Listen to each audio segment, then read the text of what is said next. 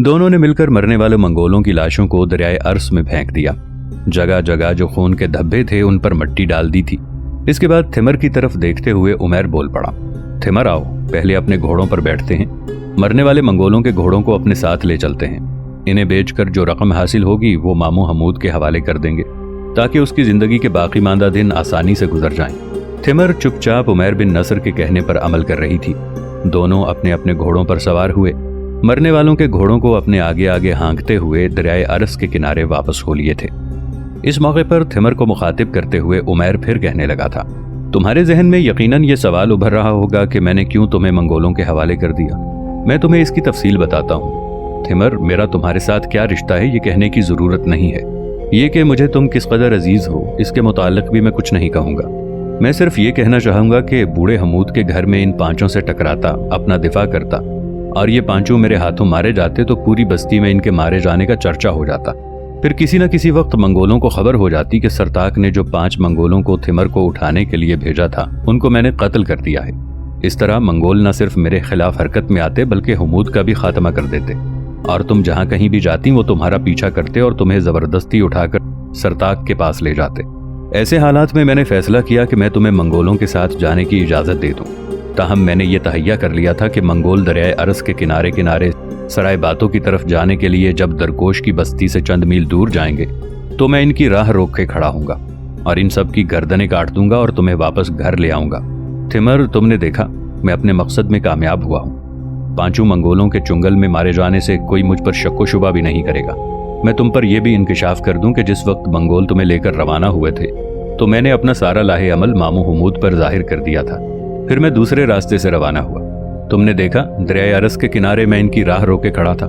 अब तक मंगोलों की लाशें रात की तारीकी में दरिया में बहती हुई कहीं की कहीं पहुंच जाएंगी। फिर किसी को इनकी मर्ग और मौत की खबर नहीं होगी। यहां तक कहने के बाद उमैर बिन नसर रुका। इसके बाद वो दोबारा कह रहा था, थिमर, ऐसा करके न सिर्फ मैं तुम्हें बल्कि अपने आप को बल्कि हमूद को भी महफूज करना चाहता था। अब ये मरने वाले 5 मंगोल सराय बातों में नहीं पहुंचेंगे और तुम्हारा भी इंतजार करते करते सरताक थक जाएगा तो मेरे ख्याल में वो कुछ और मंगोल उसकी तरफ भेजेगा और मुझसे इन 5 मंगोलों के मुतालिक इस्तफसार करेंगे।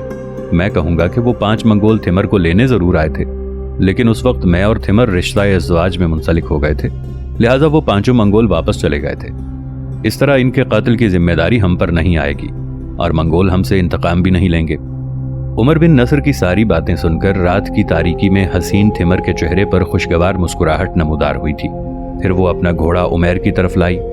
अपना खूबसूरत और गुदाज हाथ बढ़ाकर उसने उमैर का हाथ अपने हाथ में लेते हुए कहना शुरू किया, जिस वक्त मंगोल मुझे लेकर रवाना हुए उस वक्त भी मुझे भरोसा और एतमाद था कि आप मुझे यूं ही उनके हवाले नहीं करेंगे बल्कि मेरी हिफाजत, मेरे बचाव का कोई ना कोई सामान जरूर करेंगे। इस कदर कहने के बाद थिमर रुकी। किसी कदर खदशात का इजहार करते हुए वो कह रही थी, उमैर, ये जो मरने वाले 5 मंगोलों के घोड़ों को अपने आगे आगे हाँकते हुए ले जा रहे हैं, क्या यही घोड़े हमारे लिए मुसीबत का बाइस नहीं बन जाएंगे? जब इन 5 घोड़ों को हमूद के घर लेकर जाएंगे, ये घोड़े वहां रहेंगे और जब हम इन्हें बेचने की कोशिश करेंगे तो बस्ती के लोगों को खबर तो होगी कि हमने घोड़े बेचे हैं और जहनों में ये सवाल भी उठेगा कि आखिर हमारे पास ये घोड़े कहाँ से आए हैं। लिहाजा बात फैलनी शुरू होगी तो घूम घुमाकर इन 5 मंगोलों के कत्ल का सिलसिला फिर हमारी जात से जुड़ेगा। मेरा मशवरा यह है कि इन 5 घोड़ों को हमें नहीं लेना चाहिए बल्कि इन्हें मार मार कर भगा देना चाहिए। जहां तक आपका यह ख्याल है कि इन 5 घोड़ों को बेचकर एक माकूल रकम हमूद को देंगे तो इसके लिए आप बेफिक्र रहें। मेरे पास खासी बड़ी रकम है जो मैं महल से निकलते वक्त अपने साथ लाई थी। इसमें से जिस कदर आप चाहें हमूद को दे सकते हैं, बल्कि मैं आपसे ये कहूंगी कि मेरे पास इस कदर नकदी है कि हम दोनों मियाँ बीवी सारी जिंदगी कुछ भी ना करें तब भी हम बड़े सुकून और बेफिक्री से अपनी जिंदगी गुजार सकते हैं। तुम्हारे खदशात दुरुस्त हैं, इन घोड़ों को अपने साथ लेकर नहीं जाना चाहिए। यही घोड़े हमारे लिए मुसीबत का बाइस भी बन सकते हैं। कुछ सोचते हुए उमैर ने कहना शुरू किया। फिर अचानक उसने उन घोड़ों को मार मार कर दरियाए अरस के किनारे भगा दिया। इसके बाद दोनों अपने घोड़ों को सरपट दौड़ाते हुए हमूद की हवेली का रुख कर रहे थे। उधर सराय बातों में उसका हमनवा हर दिल अजीज मंगोल सरदार अगून खान अपने यूरत में अकेला बैठा हुआ था कि उसका मुहाफिज अंदर आया और सर को खम करते हुए कहने लगा, बातो खान के बेटे सरताक के मुहाफिजों में से एक आपसे मिलने का ख्वाहिशमंद है। इस पर अगून खान उसे मुखातिब करके कहने लगा, उसे रोको मत, फौरन मेरे पास भेजो, मैं जानना चाहता हूं कि वो क्या कहना चाहता है। इसके साथ ही वो मुहाफिज बाहर निकल गया। थोड़ी देर बाद एक नौजवान अंदर आया اسے دیکھتے ہی باتوں کا دست راست اغون خان مطمئن ہو گیا۔ آنے والے نوجوان کے لیے اپنے سامنے خالی نشست کی طرف اشارہ کرتے ہوئے اسے بیٹھنے کے لیے کہا۔ جب وہ بیٹھ گیا تو اغون خان نے اسے مخاطب کیا، کہو تم کیا کہنا چاہتے ہو؟ آنے والا وہ منگول کہنے لگا، میں آپ کے لیے ایک اچھی خبر لے کر آیا ہوں۔ 2 محافظ جو آپ نے میخائیل کی بیوی نکسار کو لینے کے لیے بھیجے تھے وہ لوٹ آئے ہیں۔ یہ خبر سن کر اغون خان اپنی جگہ سے ایک طرح سے اچھل پڑا، کہنے لگا، وہ میخائیل کی بیوی نکسار کو اپنے ساتھ لے کر آئے ہیں؟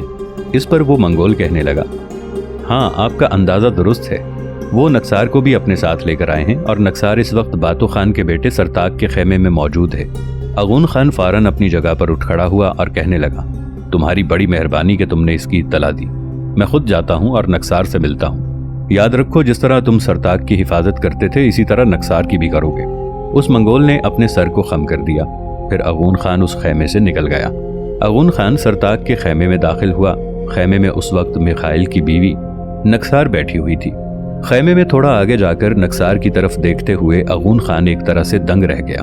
اس نے جب جائزہ لیا میخائیل کی بیوی نکسار نوخیز اور شاداب ہونے کے ساتھ ساتھ دوریوں کی منزلوں میں مزامیر داؤدی، لہن زبور اور سحر سامری جیسی پرکشش اور محویت تفکرات کے اوطاق میں معجزات، عجائبات، تازہ آرزو اور خیال نو جیسی حسین تھی۔ ناظرین، آگے بڑھنے سے پہلے کامنٹ سیکشن میں ہمیں اپنی آراء سے ضرور آگاہ کیجیے گا کہ آپ کو ہماری یہ سیریز کیسی لگ رہی ہے۔ آئندہ آنے والی اقساط سے باخبر رہنے کے لیے ہمارے چینل کو سبسکرائب کر لیں اور ساتھ موجود بیل آئیکن کو ضرور کلک کر لیں۔ شکریہ۔ کچھ دیر تک منگول سردار اغون خان نکسار کو اس کے حسن و جمال اور کشش کی وجہ سے دیکھتا رہا۔ پھر وہ آگے بڑھا اور نکسار کے سامنے آتے ہوئے کہنے لگا، میرا نام اغون خان ہے، یقیناً آپ نے یہ نام سن رکھا ہوگا۔ نکسار اپنی جگہ پر کھڑی ہوئی اور کہنے لگی، ہاں اس نام کا مجھے کئی بار ذکر کیا گیا ہے۔ جو محافظ مجھے لے کر آئے ہیں انہوں نے خیمے میں بٹھانے کے تھوڑی دیر بعد مجھے بتایا کہ مجھے آپ ہی کی راہبری اور رہنمائی میں کام کی ابتدا کرنا ہوگی۔ مطمئن انداز میں نکسار کو مخاطب کر کے اغون کہنے لگا، جو محافظ تمہیں لینے گئے تھے انہوں نے تم سے اس حادثے کا ذکر کیا ہوگا کہ تمہارے شوہر میخائیل کو منگولوں کے خاقان باتو نے ہی طلب کیا تھا۔ میخائیل کو در حقیقت باتو کے بھائی برقائی نے مروا دیا ہے۔ برقائی خان مسلمان ہے اور باتو کا بیٹا سرتاق نصرانی ہے، اور برقائی خان نصرانیوں سے حد درجے کی نفرت رکھتا ہے۔ تمہیں یہاں لانے کا مقصد یہی ہے کہ تم اس سرائے باتوں میں اپنے حسن، اپنی خوبصورتی کے جادو کا ایک جال پھیلاؤ۔ اس جال میں برقائی خان کو پھنساؤ اور پھر موقع جان کر کسی تیز دھار آلے والے خنجر سے اس کا حلقوم کاٹ کے رکھ دو۔ اغون کی اس گفتگو کے جواب میں نکسار نے کچھ سوچا، پھر کہنے لگی، اغون خان جو باتیں تم کر رہے ہو یہ پہلے ہی محافظ میرے ذہن میں ڈال چکے ہیں۔ میں کسی بھی صورت باتوں کے بھائی برقائی کو معاف نہیں کروں گی۔ اس نے میرے شوہر کو قتل کیا ہے، میں ضرور اس کا حلقوم کاٹ کر رہوں گی، لیکن ایسا کرنے سے پہلے مجھے بتدریج اور آہستہ آہستہ اثر کرنے والے زہر کی طرح کام کرنا ہوگا۔ اگر میں فی الفور اس کے خلاف حرکت میں آ گئی تو منگول مجھے بھی زندہ نہیں چھوڑیں گے۔ اغون خان نے اس کی تائید کرتے ہوئے کہنا شروع کیا، تم ٹھیک کہتی ہو، سب سے پہلے برقائی خان سے اپنے تعلقات بڑھاؤ، اتنی اس کے قریب ہو جاؤ، اتنا اس کا قرب حاصل کر لو کہ دن رات جب کبھی تم اس کے خیمے میں جاؤ تو اس کے محافظ تمہارے جانے پر اعتراض نہ کریں۔ جب تم یہ مقام حاصل کر لو گی تو برقائی خان کا خاتمہ تمہارے لیے آسان ہو جائے گا۔ کچھ دیر کے توقف کے بعد نکسار نے کہنا شروع کیا، سب سے پہلے تم مجھے برقائی خان کے پاس لے جانا، اس سے میرا تعارف کروانا، اس کے بعد میں خود ہی برقائی خان سے ملتی رہوں گی، اس کو اتنا قریب، اتنی سپردگی دوں گی کہ وہ میرے اشاروں پر کام کرنے لگے گا، پھر دیکھنا میں اس کا کام کیسے تمام کرتی ہوں۔ اس پر اغون خان بڑی دل جمعی اور خوشی کا اظہار کر کے کہنے لگا، مجھے تم سے یقیناً ایسے ہی رویے کی توقع تھی۔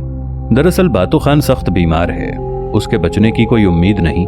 جو محافظ تمہیں لینے گئے ہوں گے انہوں نے باتو کے بیٹے سرتاق اور راہب ولیم کا بھی ذکر کیا ہوگا۔ نکسار فوراً بول اٹھی، سرتاق کے ساتھ میرے سامنے راہب ولیم کا بھی ذکر کیا گیا تھا، جو محافظوں کے کہنے کے مطابق میرا اور میرے شوہر کا بڑا ہمدرد ہے۔ ساری گفتگو، سارا معاملہ چونکہ اغون کی امیدوں کے مطابق ہو رہا تھا، لہٰذا بات کو آگے بڑھاتے ہوئے اغون کہنے لگا، راہب ولیم یقیناً تمہارا اور تمہارے شوہر میخائیل کا بڑا ہمدرد تھا۔ چند ہفتے پہلے تک سرتاق اور راہب ولیم نے یہیں قیام کر رکھا تھا، لیکن باتوں کے بیمار ہونے کے بعد اس کے زندہ بچ جانے کی ساری امیدیں ختم ہوتی دکھائی دیں۔ تب سرتاق اور راہب ولیم دونوں مشرق کی طرف منگولوں کے بڑے خاقان منگو کی طرف جا چکے ہیں۔ سرتاق وہاں قیام کر کے منگو خان سے مغرب کے منگولوں کے خاقان کا عہدہ حاصل کرنے کی کوشش کرے گا۔ سرتاق ایسا نہ کرتا تو تمہارے شوہر کی طرح یقیناً برقائی خان اس کا بھی خاتمہ کرا دیتا۔ باتو خان چونکہ اب چند دنوں، ہفتوں یا مہینوں کا مہمان ہے، اس کی موت کے بعد منگول متحدہ طور پر باتو خان کے بھائی برقائی خان کو اپنا خاقان تسلیم کر لیں گے۔ برقائی خان اسلام قبول کر چکا ہے، مسلمانوں کی وہ بڑی آؤ بھگت کرتا ہے، اور اس کے پاس اکثر و بیشتر مسلم مبلغ آتے رہتے ہیں، اور ان علاقوں میں وہ اگر مسلمانوں کا مبلغ بن گیا تو مسلمانوں کی ایک اہم اور مستحکم سلطنت قائم ہو جائے گی، جبکہ میں اور سرتاق نصرانیت سے متاثر ہیں، اور ہم نہیں چاہتے کہ برقائی خان ایسا کرے۔ اغون خان جب خاموش ہوا تب نکسار بول پڑی، میں بھی یہ پسند نہیں کروں گی کہ یہاں پہ ایک نئی سلطنت یعنی مسلم سلطنت خطہ ارض پر اپنا وجود حاصل کرے، لہٰذا میں برقائی خان کے خلاف حرکت میں آؤں گی، اور اگر باتو خان کا بیٹا سرتاق منگو خان سے خاقان کا عہدہ حاصل کرنے میں کامیاب ہو گیا تو میں سمجھتی ہوں برقائی خان کی اہمیت ویسے ہی ختم ہو کر رہ جائے گی، پھر اس کا قتل کرنا انتہائی آسان ہو جائے گا۔ اس پر اغون خان خدشات کا اظہار کرتے ہوئے کہہ رہا تھا، نہیں نکسار، معاملہ ایسا نہیں ہے، یہ برقائی خان اپنے اخلاق، اپنے کردار کی وجہ سے منگولوں میں انتہا درجے کا ہر دل عزیز ہے۔ یوں جانو کہ 90 سے 95% منگول جانثارانہ انداز میں برقائی خان کو پسند کرتے ہیں۔ نکسار کچھ پریشان ہو گئی، کہنے لگی، منگولوں کے دل میں برقائی خان کے لیے ایسی عزت اور احترام کی وجہ کیا ہو سکتی ہے؟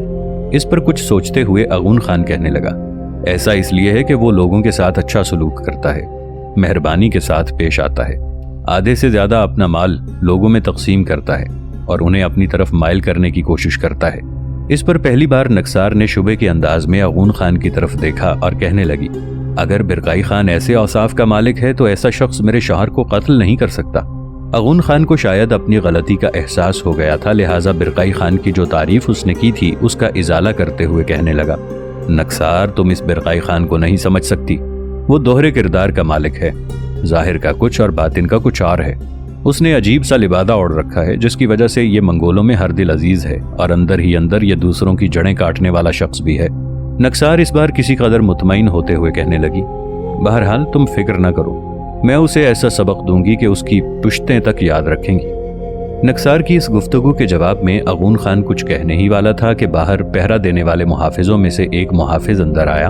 اغون خان کو مخاطب کر کے کچھ کہنے ہی والا تھا کہ اغون خان نے اسے مخاطب کیا، کیا تم باتو خان کی طرف سے آ رہے ہو؟ آنے والے نے سر کو خم کرتے ہوئے کہنا شروع کیا، آپ کا اندازہ درست ہے، میں وہیں سے آ رہا ہوں۔ اغون خان پھر بولا، آج یہاں آبائی دشت سے چغتائی کا بیٹا بوری آنے والا تھا، اور اغون خان اپنی بات مکمل نہ کر سکا تھا کہ آنے والا اس کی بات کاٹتے ہوئے بول پڑا، بوری یہاں پہنچ چکا ہے۔ جو ہی وہ یہاں پہنچا تو اسے باتو کے سامنے پیش کر دیا گیا۔ اس وقت باتو کے پاس اس کا بھائی برقائی خان بھی بیٹھا ہوا ہے۔ بوری کو دیکھتے ہی باتو اور برقائی بے پناہ غصے میں اس کی طرف دیکھتے رہے۔ پھر باتو خان نے اس سے پوچھا کہ گزشتہ جنگوں میں جب ہم نے یورپ پر چڑھائی کی تھی تو نے مجھے بڑھیا کہا تھا۔ باتو خان کی اس بات پر بوری کانپ گیا اور کپ کپاتے ہوئے کہنے لگا کہ جب میں نے آپ کو بڑھیا کہا میں اس وقت نشے میں تھا۔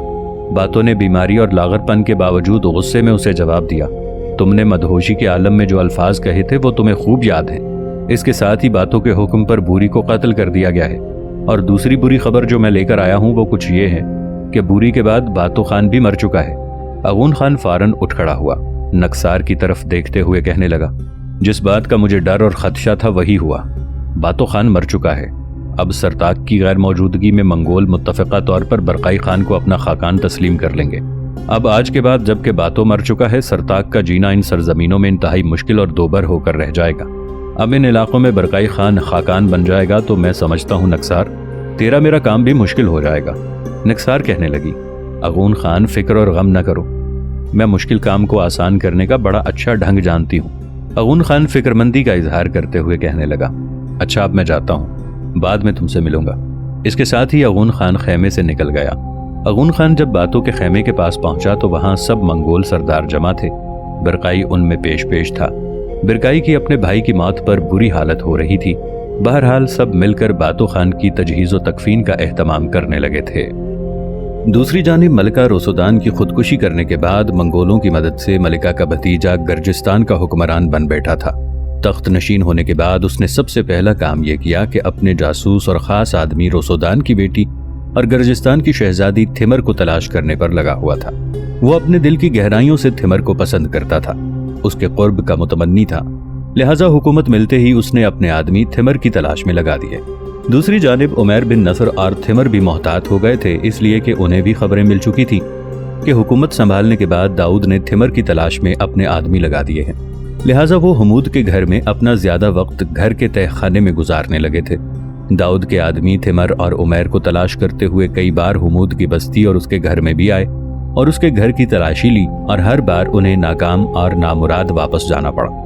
تاہم حمود نے داؤد کے ان متلاشی لوگوں پہ یہ بات واضح کر دی تھی کہ عمیر بن نصر اور تھمر اس کی طرف آئے ضرور تھے، لیکن دونوں نے شادی کر لی، پھر دونوں سرائے باتوں کی طرف چلے گئے تھے۔ ایک روز عمیر بن نصر اور تھمر عشاء کی نماز تہہ خانے میں ادا کرنے کے بعد باہر آئے۔ وہ چاہتے تھے کہ تہہ خانے سے باہر حمود کے ساتھ بیٹھ کر کھانا کھائیں، اس کے بعد وہ دوبارہ تہہ خانے میں چلے جائیں۔ جو ہی وہ تینوں کھانے کے لیے بیٹھے، رات کی تاریکی میں بیرونی دروازے پر زوردار دستک ہوئی تھی۔ رات کے وقت ایسی دستک پر وہ چونک پڑے تھے۔ پھر حمود نے سوالیہ انداز میں باری باری عمیر اور تھمر کی طرف دیکھتے ہوئے بڑی رازداری میں انہیں مخاطب کیا۔ میرا جی کہتا ہے کہ گرجستان کے نئے حکمران داؤد کی طرف سے پھر کوئی تھمر کا پوچھنے یہاں آیا ہے۔ تم دونوں ایسا کرو، تہہ خانے میں چلے جاؤ، میں دیکھتا ہوں دروازے پر کون ہے۔ جواب میں عمیر کہنے لگا، ماموں، میں اور تھمر دونوں تہہ خانے میں زندگی بسر کرتے کرتے بیزار ہو چکے ہیں۔ میرے خیال میں اب مجھے یہاں سے چلے جانا چاہیے۔ میں تھمر کو لے کر سرائے باتوں کا رخ کروں گا۔ حالات جو بھی ہوئے ان میں سے اپنی بیوی بختائی اور برقائی خان سے مل کر نمٹ لوں گا۔ میرے خیال میں اگر سرتاق تھمر کو پسند کرتا ہے، اسے اپنانے پر تلا ہوا ہے۔ جب اسے یہ خبر ہوگی کہ تھمر مجھ سے شادی کر چکی ہے اور میری بیوی ہے، تو میرے خیال میں باتوں اسے میرے خلاف کوئی اقدام نہیں کرنے دے گا، اس لیے کہ باتوں کی بیٹی بھی میری بیوی ہے، وہ میرا ہر صورت میں دفاع کرے گی۔ ماموں، تم دروازہ کھولو، میں اور تھمر دروازے کے ایک طرف ہٹ کر کھڑے ہو جائیں گے۔ اگر دستک دینے والے گرجستان کے حکمران داؤد کے آدمی ہوئے تو تم انہیں تلاشی کی خاطر اندر لے آنا۔ جب وہ اندر داخل ہوں گے تو میں اور تھمر دروازے کی اوٹ میں ہی کھڑے رہیں گے، تم دروازے کو پوری طرح کھول دینا۔ اس طرح ہم دونوں دروازے کی اوٹ میں ہو جائیں گے، اور جب وہ تلاشی لے کر چلے جائیں گے تو میرا ارادہ ہے کہ میں آج رات تھمر کو لے کر یہاں سے کوچ کر جاؤں۔ عمیر بن نصر کی اس تجویز سے تھمر نے بھی اتفاق کیا۔ تب حمود کہنے لگا، اگر تم دونوں میاں بیوی کا یہی ارادہ ہے تو آؤ میرے ساتھ۔ عمیر اور تھمر جلدی جلدی اپنے آپ کو مسلح کر کے حمود کے ساتھ ہو لیے۔ حمود نے جب دروازہ کھولا تو تھمر اور عمیر دروازے کے پیچھے ہو گئے تھے۔ دروازے پر دو سوار گھوڑوں کی باگیں پکڑے کھڑے تھے۔ چاندنی رات میں ان دونوں سواروں نے بڑے غور سے حمود کی طرف دیکھا، پھر ان میں سے ایک تھوڑا سا آگے بڑھا، پھر بڑی رازداری میں کہنے لگا، اگر میں غلطی پر نہیں تو تمہارا نام حمود ہے، اس لیے کہ عمیر بن نصر نے خان برقائی خان کو درائے ارس کے کنارے درکوش نام کی بستی کے حمود کا نام بتایا تھا، جس کے ہاں اس نے تھمر کے ساتھ پناہ لینے کا وعدہ کیا ہوا تھا۔ اس پر حمود فوراً بول پڑا، دیکھو اجنبی، جہاں تک نام کا تعلق ہے تو میرا نام حمود ہی ہے، یہ تو کہو تم دونوں کون ہو اور کہاں سے آئے ہو؟ ان دونوں منگولوں میں سے ایک کہنے لگا، بزرگ حمود، برقائی خان کی وجہ سے سرائے باتوں میں بہت سے لوگ اسلام قبول کر چکے ہیں، اور ان منگولوں میں ہم دونوں بھی شامل ہیں۔ الحمدللہ ہم دونوں مسلمان ہیں، ہم سے کسی قسم کا خطرہ محسوس نہ کریں۔ ہم جانتے ہیں گرجستان میں اس وقت منگولوں کی وجہ سے ملکہ روسودان کا بھتیجا حکمران بن چکا ہے۔ وہ تھمر سے شادی کرنا چاہتا ہے، اسے پسند کرتا ہے، لہٰذا اس کے آدمی بڑی سرگرمی سے اسے تلاش کر رہے ہیں۔ یہ ساری باتیں ہمیں گرجستان کی سرحد میں داخل ہونے کے بعد ہی معلوم ہو گئی تھیں۔ ہم سے خطرہ محسوس نہ کرو، ہم داؤد کے نہیں برقائی خان کے آدمی ہیں، اور برقائی خان کا ایک انتہائی اہم پیغام ہم عمیر بن نصر کے لیے لے کر آئے ہیں۔ دروازے کی اوٹ ہی میں رہتے ہوئے عمیر بن نصر نے چاندنی رات میں دیکھا، سوار دو ہی تھے، ان کے پیچھے دائیں بائیں بھی دیکھا، کوئی اور نہیں تھا، لہٰذا اسے اطمینان ہو گیا کہ آنے والے ضرور برقائی خان کی طرف سے ہیں۔ اس موقع پر اس نے بڑی رازدارانہ انداز میں تھمر کے کان میں سرگوشی کی، پھر وہ دروازے کے سامنے آیا اور کہنے لگا، برقائی خان کے دونوں قاصد ہو، میں درکوش نام کی اس بستی میں تم دونوں کو خوش آمدید کہتا ہوں، چلو آرام اور پرسکون ماحول میں گفتگو کرتے ہیں۔ چاندنی رات میں جب ان دونوں منگولوں نے عمیر بن نصر کو اپنے سامنے دیکھا تو باری باری وہ دونوں عمیر سے بغل گیر ہوئے۔ گھوڑوں کو انہوں نے استبل میں باندھ کر ان کے چارے کا انتظام کر دیا تھا۔ پھر حمود اور عمیر ان دونوں کو دیوان خانے میں لے گئے۔ تھمر بھی ان کے ساتھ دیوان خانے میں چلی گئی تھی۔ دیوان خانے میں تھوڑی دیر تک خاموشی رہی، پھر آنے والے ان دونوں منگولوں میں سے ایک بولا، ابن نصر، جیسا کہ میں دروازے پر کھڑا ہو کر حمود کو بتا چکا ہوں، ہم دونوں برقائی خان کے قاصد ہیں، ہم الحمدللہ مسلمان ہیں، ہم سرائے باتوں سے تمہارے لیے اہم خبریں لے کر آئے ہیں، اور ہم تمہیں لینے آئے ہیں تاکہ تم اور تھمر ہمارے ساتھ سرائے باتوں چلو، اس لیے کہ برقائی خان نے تمہیں بلایا ہے اور وہ تمہاری سخت ضرورت محسوس کر رہا ہے۔ یہاں تک کہنے کے بعد وہ منگول رکا۔ اس کے بعد وہ دوبارہ کہہ رہا تھا، سرائے باتوں کے متعلق سب سے اہم اور دل سوختہ خبر یہ ہے کہ تمہاری بیوی بختائی کو کسی نے قتل کر دیا ہے۔ برکائی خان بختائی کے قتل کا ذمہ دار اس کے بھائی سرتاق اور راہب ولیم کو ٹھہراتا ہے۔